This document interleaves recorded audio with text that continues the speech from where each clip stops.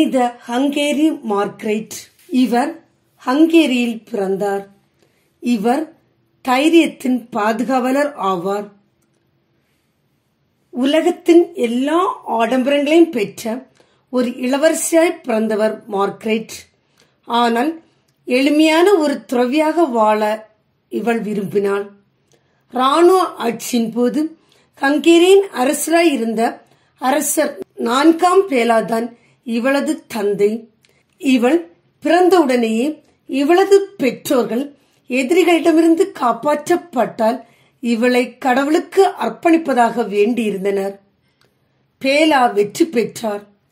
தனது 3ஆம் வயதில் மார்க்ரெட் டொமினிக் சபை கன்னியர்களுடன் வாழ அனுப்பப்பட்டாள்.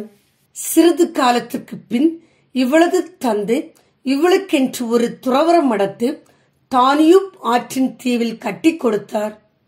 அழகான இளம் பெண்ணாக இவள் வளர்ந்தபோது யோயமியாவின் அரசரான ஓட்டோக்கார் இவளை மணக்க விரும்பினார். ஆனால் இவள் துறவற வாழ்வையும் துறவற மடத்தையும் விட்டு வருவதற்கு பதிலாக தனது மூக்கையும் உதடுகளையும் வெட்டிக் கொள்வேன் என்று பயமுறுத்தினாள். தனது 13ஆம் வயதில் மார்க்ரெட் வார்த்தைப்பாடு எடுத்தார். இளவரசி என்பதனால் இவர் அங்கு சிறப்பாக கவனிக்கப்பட்டாள். ஆனால் அச்சிறப்புகளை எல்லாம் இவள் மறுத்து விட்டாள். மிகவும் எளிமையான தாழ்ச்சியான வாழ்வு வாழ்ந்தாள். தனது உடைகளை ஒருபோதும் சுத்தம் செய்யாமல் பிறர் தன் அருகில் வர முகம் சுளிக்கும் துறவற வாழ்வை மேற்கொண்டார்.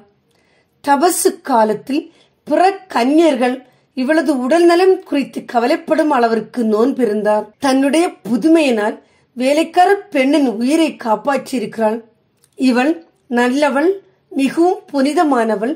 பணிப்பெண்கள் எங்களை விட இவள் மிகவும் தாழ்மையானவள் ஷாஷா என்ற அந்த பணிப்பெண் கூறுகிறாள்.